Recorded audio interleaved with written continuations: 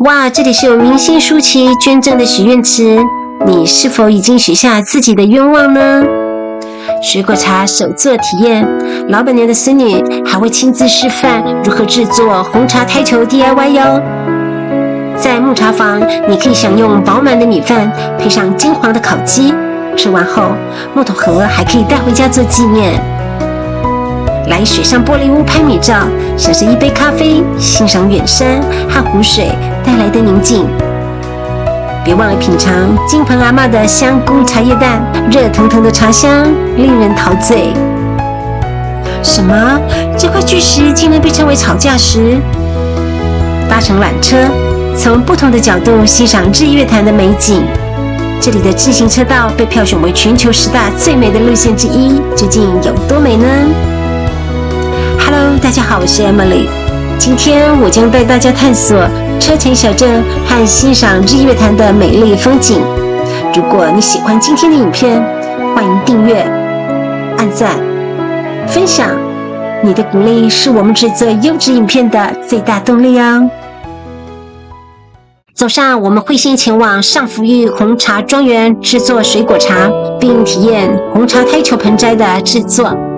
接着我们将前往车城小镇参观，中午会在木茶坊品尝道地的木桶合餐，下午我们将会回到日月潭搭船游湖，登雄光寺赏景，再去伊达邵码头搭缆车。傍晚天气凉爽一些， Emily 带大家去骑脚踏车游湖。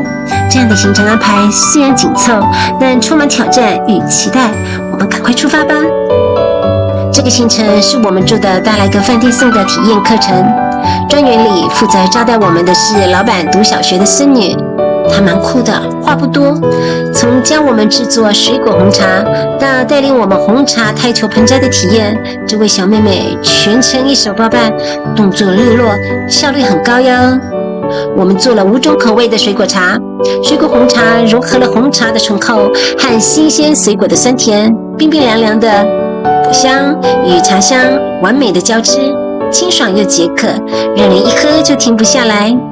这个景点和日月潭一样，都属于鱼池乡，距离日月潭仅约15分钟车程，而且它还有导览、手揉茶体验、手炒茶体验等等，也可以在这边用餐哦。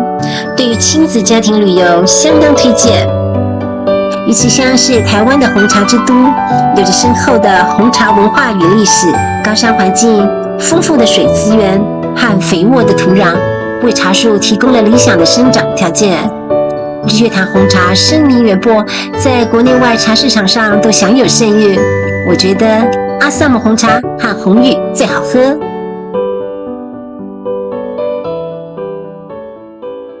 车城竹木池，车城竹木池在日治时期是用来储存原木的池子，而今竹木池经过日月潭国家风景区管理处规划整修，美化成生意盎然的生态池。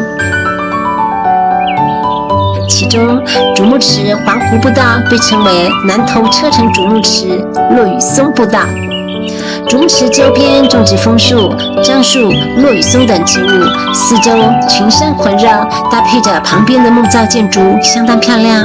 来到这里，不妨稍作停留，欣赏这片美景哦。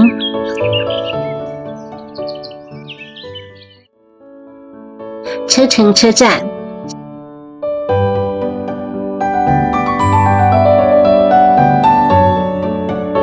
车城小镇在日治时期是伐木加工的重镇，因此这里保留了怀旧的木造建筑、日式风情。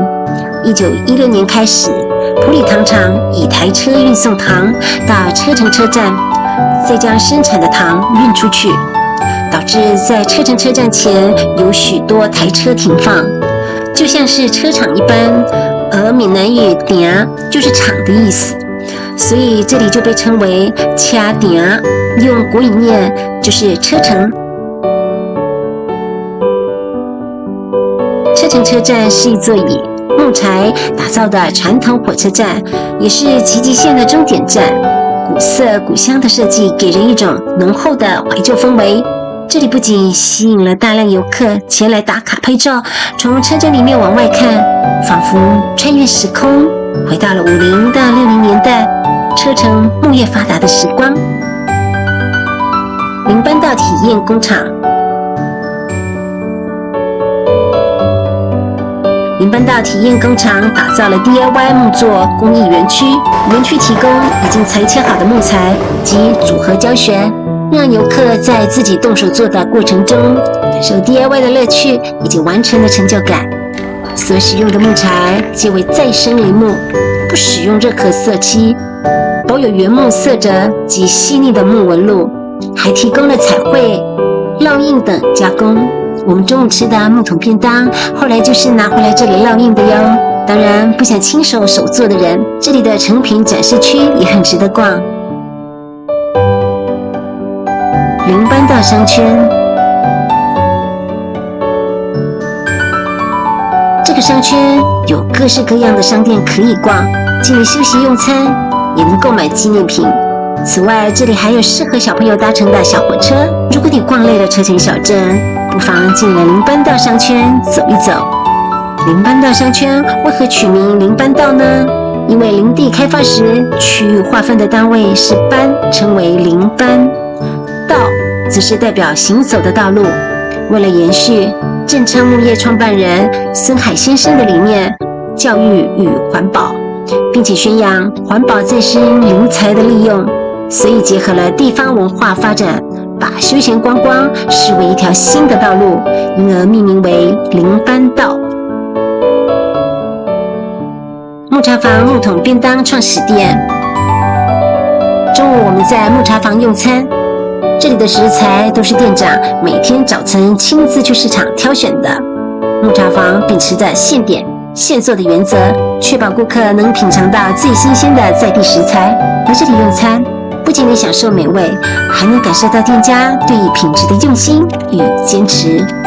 我点的是熏烤鸡腿木桶饭，熏烤过的鸡腿带着微微的焦香，鲜嫩多汁，与木桶饭搭配，整道饭菜多了几分朴实的风味哦。这个木桶可以带回家，回去前记得先去体验工厂将木桶盖烙印图案做纪念，这项烙印图案服务是免费的哟。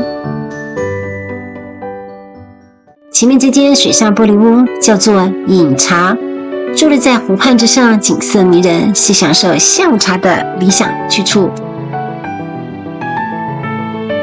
下午 Emily 将回到日月潭，来日月潭游玩，最道地的玩法绝对是陆海空3D 旅游体验。所谓的陆海空3D 旅游体验，就是骑车游日月潭自行车道，搭船游湖，搭日月潭缆车。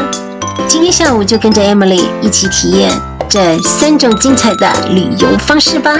记得先上网购票，这样会更划算哦。网址会放在说明栏。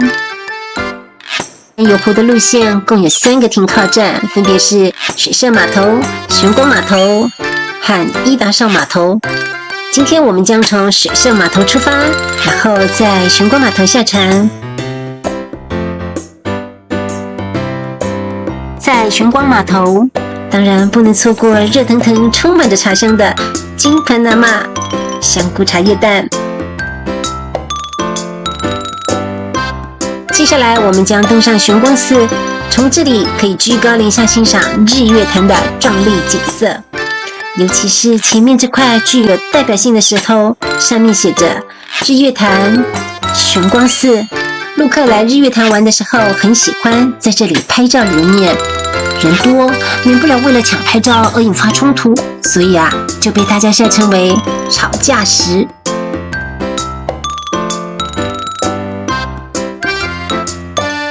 伊达邵码头，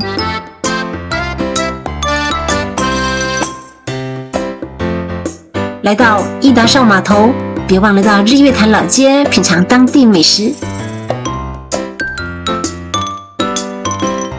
各式各样的小吃摊，让人眼花缭乱，真是难以选择。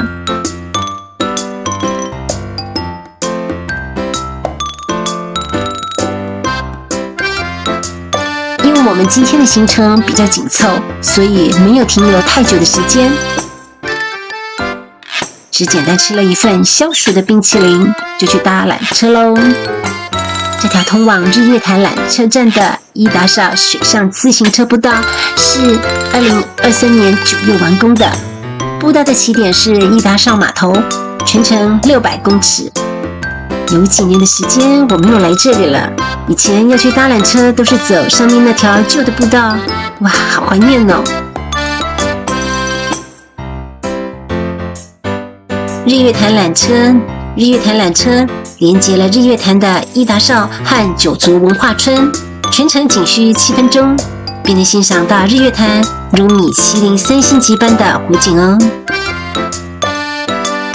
缆车全长1877公尺，共有86个车厢。今天是非假日，搭上缆车的人不多，不需排队就能轻易地搭上了水晶车厢。这就是非假日出游的福利哦。所以我出游通常都是选择非假日，这样子真的是非常的方便。水晶车厢能让人感受到离地面142公尺的搭乘体验，而且不需要额外付费，是一种不错的选择。从这里可以以不同的角度欣赏日月潭的湖光山色和埔里盆地，感受截然不同的视觉享受。随着缆车在空中滑行，你是否也感受到日月潭另一种震撼的美呢？九族文化村到喽，有兴趣的朋友可以进去参观。那因为我们已经去过好几次了，今天就暂时不进去喽。骑车漫游日月潭，首先我们先骑象山段，这是日月潭环湖自行车道中风景最迷人的一段。值得一提的是，日月潭环湖自行车道还曾被美国 CNN 旗下的旅游生活网站票选为全球10大最美的自行车道呢。还没骑到象山游客中心，天空就下起了雨。其实下点雨也不错，至少不会那么热。本来打算忍着雨骑到自行车终点，然后再骑回来，但是雨越来越大，只好先在象山游客中心暂时躲雨。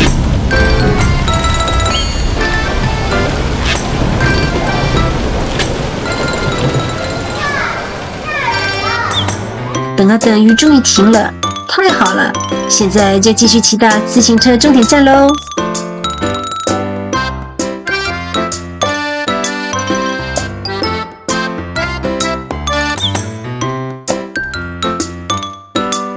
虽然天气不太理想，但我们依然决定先骑回水社之后，照计划还是前往文武庙。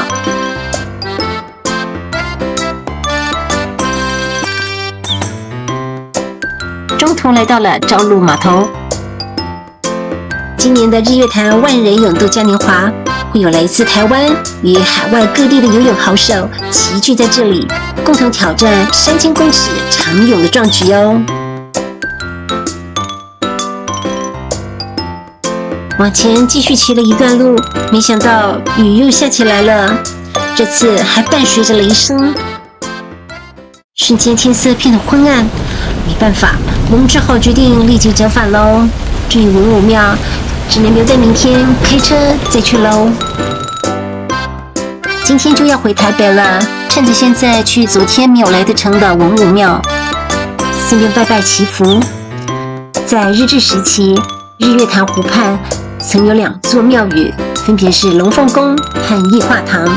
后来2座庙合并，就成了今天的文武庙。文武庙背山面湖，地势雄伟，是附近居民的信仰中心。前殿供奉关圣帝君，后殿则供奉至圣先师孔子。这里还有月老寒食殿的月下老人，据说非常灵验哦。还有，别忘了这里还有知名明星舒淇所捐献的许愿池。你是否也已经投了硬币，许下属于自己的愿望了呢？希望你的愿望都能实现哦。我是 Emily， 如果你喜欢 Emily 今天的影片，欢迎订阅、按赞、分享并开启小铃铛。下期见。